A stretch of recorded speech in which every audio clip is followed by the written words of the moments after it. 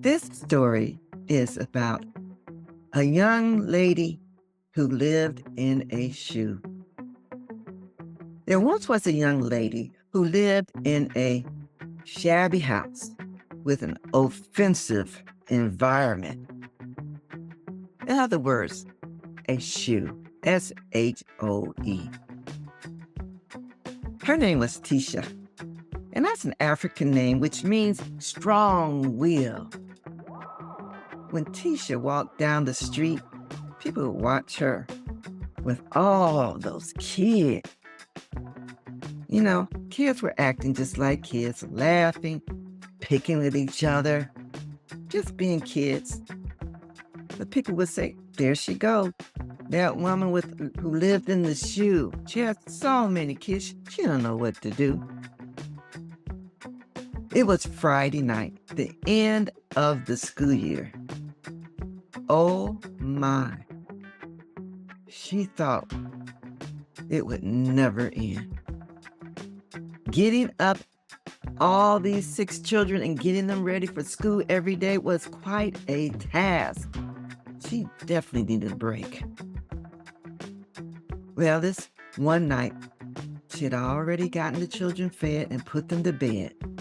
And she went out and sat on the porch because there was no room in that house to be alone, and she needed some alone time. Actually, she was feeling a little depressed. School was out.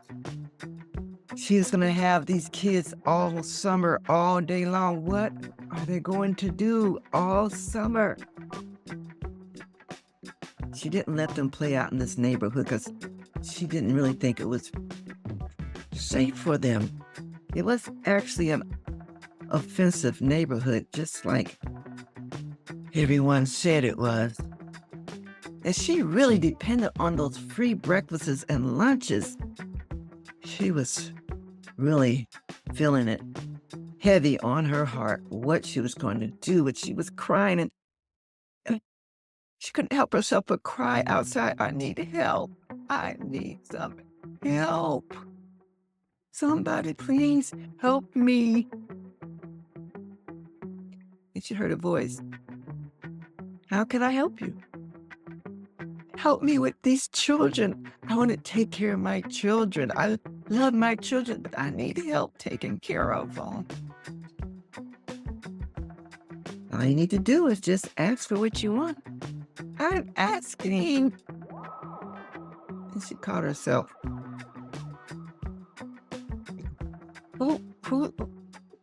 Where's that coming from? Maybe I should go in the house. After all, this is not the best neighborhood to be out in darkness by yourself.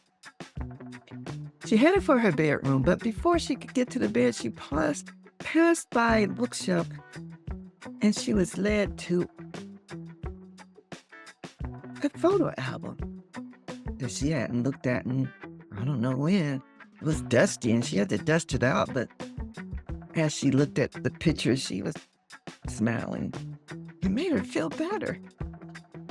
She saw pictures of her children growing up, her mother, who she missed, who had passed on. She saw her graduation high school picture and she laughed out loud. Look at that hair. The next page, she was holding her vision board. Look at that. She saw the things she had put on her vision board. A picture with herself with 6 babies. Oh my gosh. She remembered her mother told her, you better be careful what you ask for, because you just might get it. Well, she went to bed, but she also kept on looking at the book and at her vision board where she had her 6 babies and a beautiful big house and taking care of her children. And she looked around at the shoe and she shook her head in disappointment.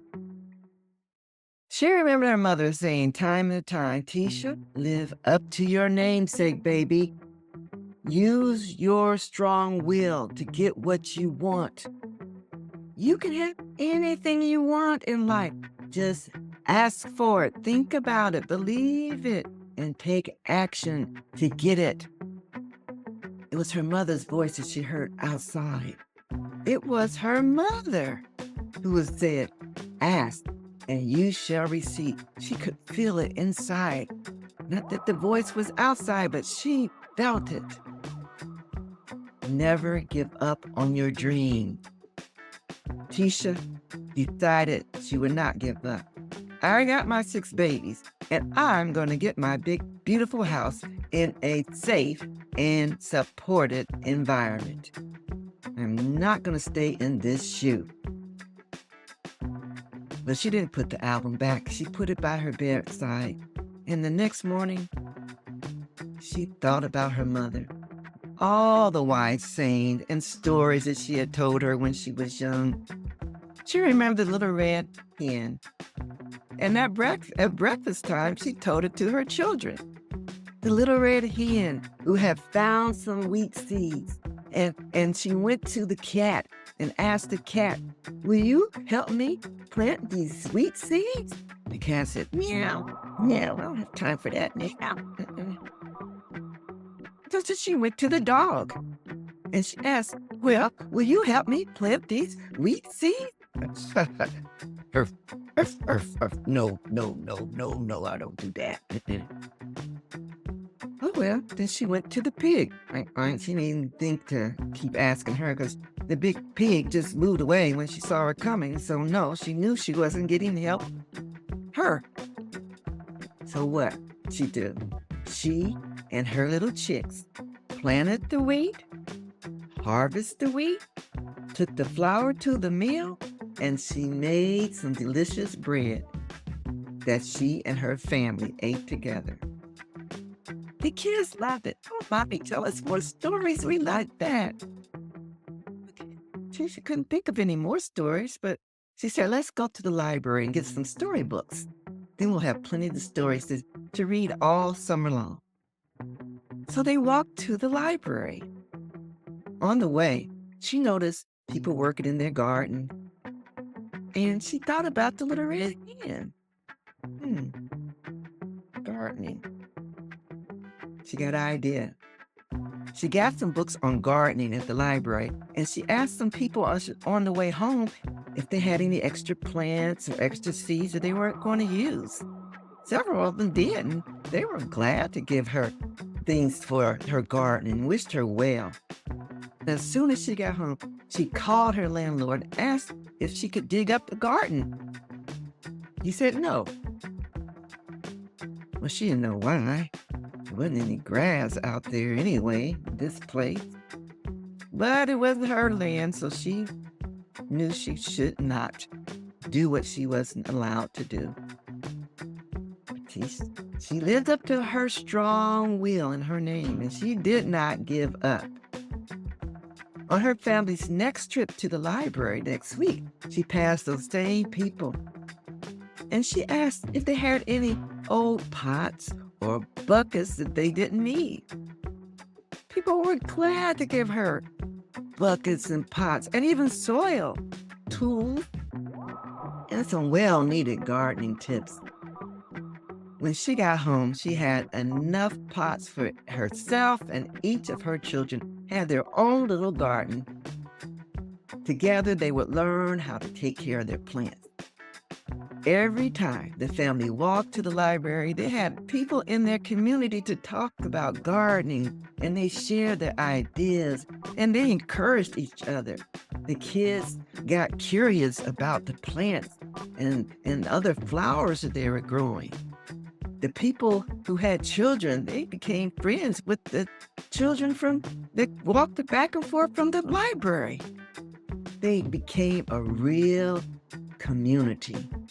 And they learned hands-on, by experience, more reading skills about gardening, nutrition, and healthy lifestyles just by going back and forth to the library. Some of the children were learning how to cook.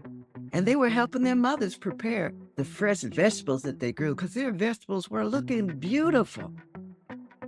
Tisha started baking with her vegetables. She made zucchini bread. Oh, and her carrot cake. Mmm. Everybody said it was the best they ever ate. She decided to learn how to decorate cakes with books from the library and videos. And she was now baking beautiful birthday cakes for her children. People saw them and asked her to make cakes for them. Soon, she found she was a businesswoman selling cakes. So she started reading business books and found out about free programs to help women start businesses. She found out there were a lot of people who wanted to help her. All she needed to do was ask. And the summer went by fast. Back to school, there were science projects and show and tell, and her children used their vegetable garden knowledge for the projects that they got involved in and were able to explain details about the seed. This seed is a tomato seed, and this is my tomato plant. And here are samples of tomatoes that I grew myself in my garden. Wow. The children were so excited to share what they learned. And they were doing great in school this school year. As the school year went on and Tisha's children were showing great leadership roles in schools, now as they walk down the street, people would say, "Ah, there goes Tisha, the lady who lives in the shoe with all those kids, who we used to say she doesn't know what to do." Well, she became the lady that lived in the shoe with all those successful children, and she definitely knows what to do. The school year went past, and here we were, the last Friday of the school year once again, just a year from the one where Tisha found herself sitting on the porch crying. But this time was totally different. Again, she had a photo album in her hand, and she was looking at her vision board. The tears that rolled down her face were tears of joy and gratitude.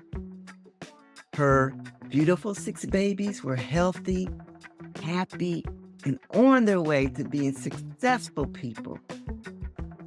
One had decided that she was going to be a chef.